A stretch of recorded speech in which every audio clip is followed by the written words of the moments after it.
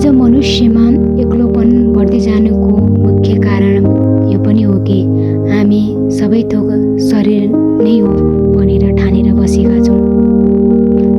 त्यही भएर त यो शरीरका आधारमा जति जति हामी सम्बन्धहरू गाँच्दै जान्छौँ त्यो सम्बन्धहरूमा सधैँ खटपट नै आइराखेको हुन्छ।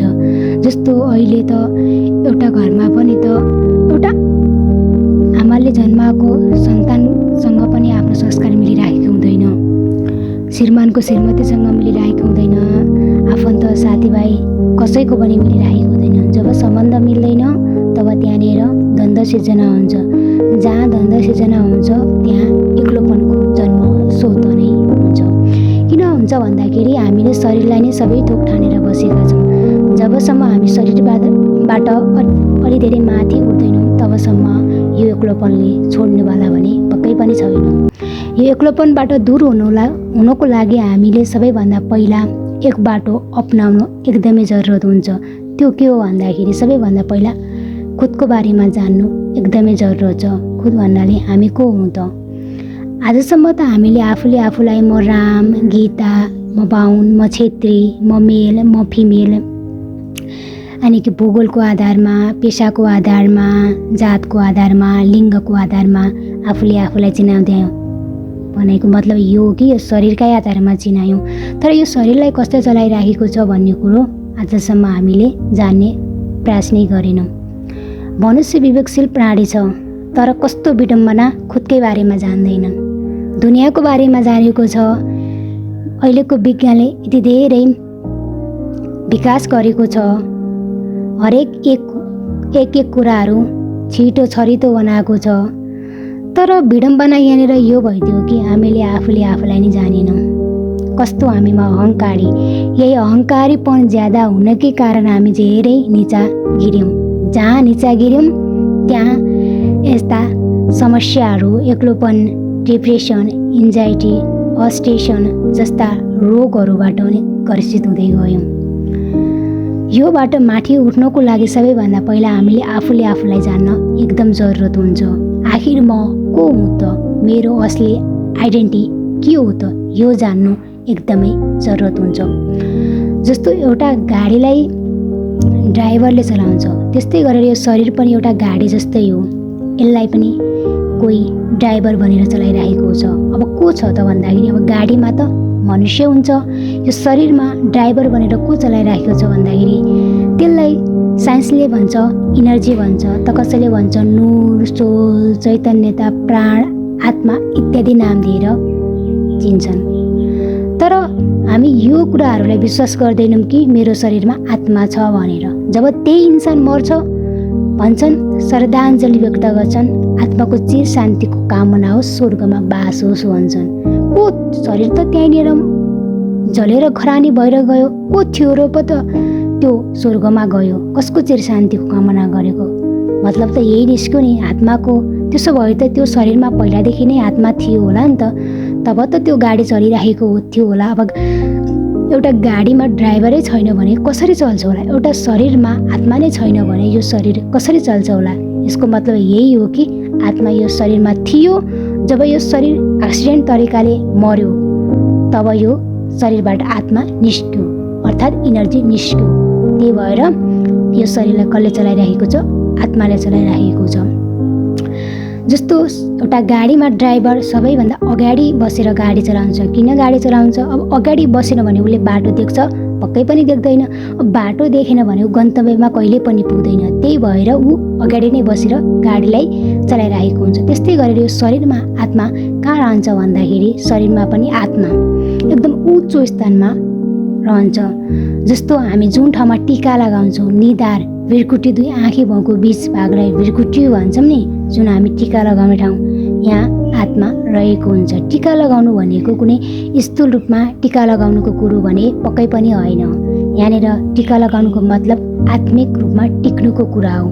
आत्मा यहीँनिर रहेर नै यो पुरा शरीरलाई चलाउने गर्छ। किन भन्दा सबसे उच्च स्थान हो नि त। राजा जहिले पनि उच्च गद्दीमा बस्छ नि त हो। आत्मा भनेको नै राजा हो, शरीर भनेको प्रजा हो। आत्मा उच्च गद्दीमा रहेर नै यो पुरै शरीरलाई चलाइरहेको हुन्छ। अब त्यो गाडीमा त ड्राइभर देख्नमा आउँछ, अब के यो आत्मा देख्नमा आउँदैन त? देख्न सकिन्छ कि सकिँदैन?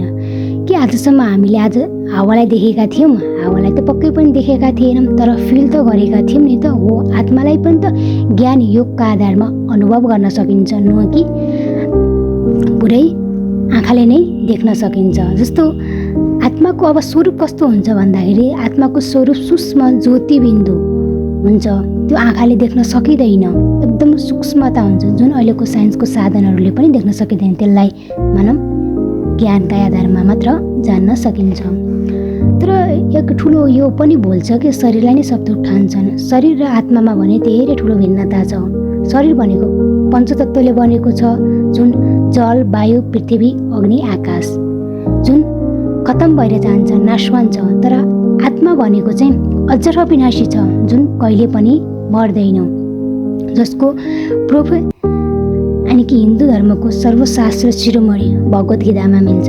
2 अध्यायको 23वां श्लोकमा छ नि, नैन छिन्दति शस्त्रने नैन दहति पावक न चैन कलदेन्त न सुसुएत मारोत। आत्मालाई त न शस्त्रले काट्न सकिँदो रहेछ, न आगोले जलाउन सकिँदो रहेछ, न पानीले भिगाउन सकिँदो रहेछ, न घामले सुकाउन सकिँदो रहेछ। यस्तो अविनाशी स्वरूप रहेछ। पर यो शरीरलाई त मरेपछि आगोले जलाउँछन्, जल्छ नि त, खरानी हुन्छ नि त। त्यही भएर आत्मा भनेको अजर अविनाशी रहेछ, शरीर भनेको नाशवान रहेछ।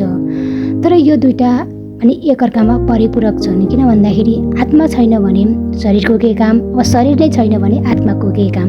त्यही भएर यो दुईटा एक दुईटामा परिपूरक नै छन्। अब शरीर त पञ्चतत्त्वले बन्यो भने त्यसपछि आत्मा चाहिँ केले बनेको छ भन्दाखेरि आत्मा भनेको मन, बुद्धि, संस्कार।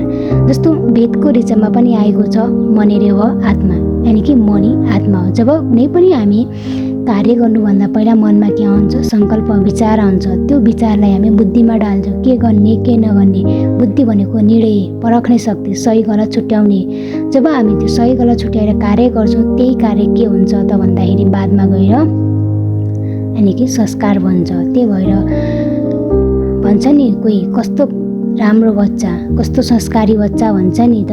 किन भन्दाखेरि उसको बचपनदेखि नै त्यही संस्कार बनिसकेको हुन्छ, त्यही संस्कारमा हुर्केको हुन्छ, त्यही संस्कारमा जन्मिएको हुन्छ। त्यही भएर उसमा त्यस्तो संस्कार आएको।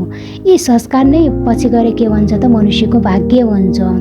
किन भन्दाखेरि अब मनुष्य त्यो आत्मा एकै शरीरमा त हमेसा रहँदैन। किन भन्दा त्यो शरीर त बुढो हुन्छ, बुढो भएपछि मर्छ। अब आत्मा त मर्दैन।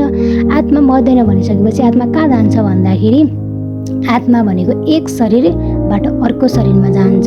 जस्तो अब मान्छेले पनि त पुरानो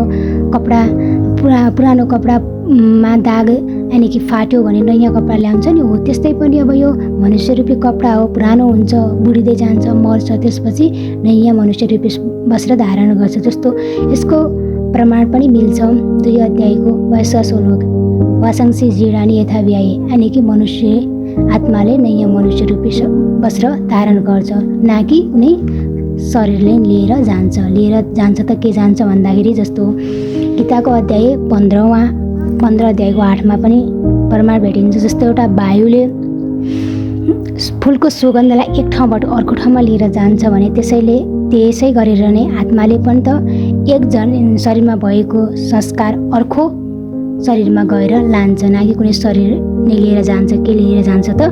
सिर्फ संस्कार लिएर जान्छ। अब दुनियाँमा यो पनि मान्यता छ कि आत्मा निर्लेप छ, तर आत्मा निर्लेप भने पक्कै पनि छैन।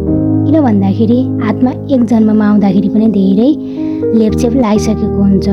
एक जन्ममा पनि उसले राम्रो नराम्रो कर्महरू गरिसकेको हुन्छ। अब जहाँ कर्म गर्छ त्यहाँ फल त प्राप्ति अवश्य नै हुन्छ। जस्तो कुनै एउटा किसानले खेतमा काम गर्यो भने उसले काम गरेपछि उसको शरीरमा मिट्टी त अवश्य नै लाग्छ नि त। किन लाग्छ? उसले काम गरेको थियो तब पो मिट्टी लागेको हो नि त। हो त्यसै गरेर आत्मामा पनि लेपछेप लाग्दै जान्छ। त्यही भएर त भनिन्छ नि पाप आत्मा, पुण्य आत्मा, महात्मा भनिन्छ नि त। हो आत्मामा लेपछेप लाग्छ। जब हामी यो सबै कुराहरू जान्दै जान्छौँ तब एक्लोपनबाट हामी दूर हुँदै जान्छौँ। किन दूर हुँदै जान्छौँ भन्दाखेरि आत्माको असली स्वरूप भनेको शान्ति, सुखी र समृद्धि हो। के अहिलेका हामी मनुष्यहरू खुसी शान्ति छौँ? कसले दावा गरेर भन्न सक्छ म खुसी छु भनेर? कसैले पनि दावा गरेर भन्न सक्दैन म खुसी छु भनेर। चाहे त्यो पैसा कमाउने व्यक्ति नै किन नहोस्, चाहे त्यो झुपडीमा बस्ने व्यक्ति नै किन नहोस् कसैले दावा गरेर भन्न सक्दैन। किन भन्दाखेरि सबै मनुष्यहरू अहिले दुखी नै छन्। किन दुखी छन् भन्दाखेरि किन भन्दा आत्मालाई नै चिनेको छैनन्, आत्माको शान्ति स्वरूपलाई नै पहिचान्न सकेका छैनन् भने सुखी कसरी हुन्छन् त? पक्कै पनि हुन सक्दैनन्। जब हामी आफूले आफूलाई चिन्छौँ, आत्माको स्वरूप यानि कि आत्मिक रूपमा टिक्ने जुन हामी टिका लगाउँदै आएका छौँ नि त, जब हामी यहाँ टिक्न सक्छौँ त्यसपछि एक्लोपन स्वत दूर हुँदै जान्छ। एक्लोपन भनेको दुखीमा आउने चिज हो, खुसीमा आउने चिज होइन। अब किन दुखीमा किन एक्लोपन आउँछ भन्दाखेरि किन भन्दाखेरि शरीर भनेको नै दुखी हो। शरीरले हामीलाई धेरै दुःख दिन्छ। किन दुःख दिन्छ? अहिले मान्छेहरूमा कति धेरै रोग लागिरहेको हुन्छ। अहिले त सानो भर्खर पेटबाट जन्मेको बच्चाहरूलाई पनि आइसियुमा राख्नु पर्छ। कस्तो जमाना आइसक्यो अहिले। अब त्यो शरीरका आधारमा त्यो भर्खर जन्मेको बच्चालाई पनि त कति धेरै कष्ट भयो कि भएन? हो। किन भन्दा शरीर भनेको दुःखदायी जीवनमा जिउने हो।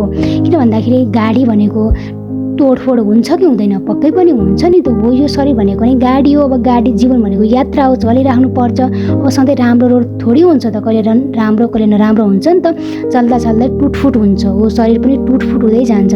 जहाँ टुटफुट हुन्छ त्यहाँ हामी दुखी हुन्छौँ, जहाँ दुखी हुन्छौँ त्यहाँ एक्लोपन पक्कै आउँछ नै हो। त्यही भएर हामीले एक्लोपनबाट दूर हुनको लागि आफूलाई चिन्नु नै पर्छ।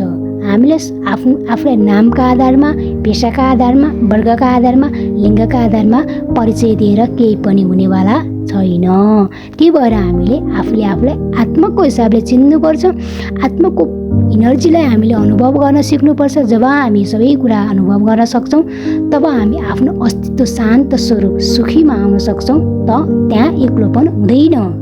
त्यही भएर हामीले आफू सुखी हुनको लागि आत्मालाई पहिचानेर परमात्मासँग योग लगाउनुपर्छ। योग भन्नुको मतलब नै अर्थात् याद गर्नु। योग लगाउनु भनेको कुनै जङ्गलमा गएर ध्यान तप गर्नेको कुरा होइन। कहीँ पनि मेडिटेसन सेन्टर, कुनै अध्यात्ममा लागेको मान्छेसँग भेट्ने, सङ्गत गर्ने भन्ने कुरो पक्कै पनि होइन। याद भनेको त त्यस्तो जस्तै हामीले कुनै प्रेम प्रेमिकाले याद गर्नुको लागि कहाँ जङ्गल मन्दिरमा गएर याद गर्दैनन् त, एउटा घरको कुनामा बसेर पनि याद गरिरहेको हुन्छ नि त। हो, त्यसको लागि हामीले भगवान्लाई जान्न जरुरत छ। के मन्दिरमा भगवान् छ होला त? के चर्चमा भगवान् छ होला त? के गुम्बामा भगवान् छ होला त? कहाँ छ होला त त्यो भगवान्? त्यही भएर हामीले भगवान्लाई जान्न पनि एकदमै जरुरत छ। किन भन्दाखेरि जब हामी भगवान्लाई जान्छौँ तब हामी आत्माको भोजन दिलाउन पाउँछौँ नि त। अब शरीरको भोजन त के हो भन्दाखेरि खाना हो। हामी दाल भात रोटी तरकारी खान्छौँ, शरीरलाई पोषण दिन्छौँ। के हामीले आत्मालाई पोषण दिएको छौँ? के हामीले आत्मालाई चार्ज गरेको छौँ?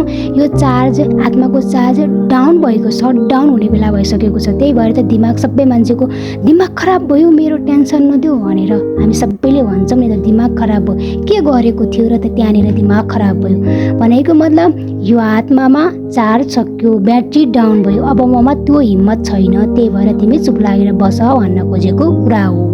अब यो आत्मामा चार्ज कसरी लगाउने भन्दाखेरि अब मोबाइललाई चार्ज लगाउनको लागि त बत्तीको आवश्यकता हुन्छ। बत्ती बिना मोबाइल चार्ज कसैले गरेर देखाउँछ? सक्दैन नि त।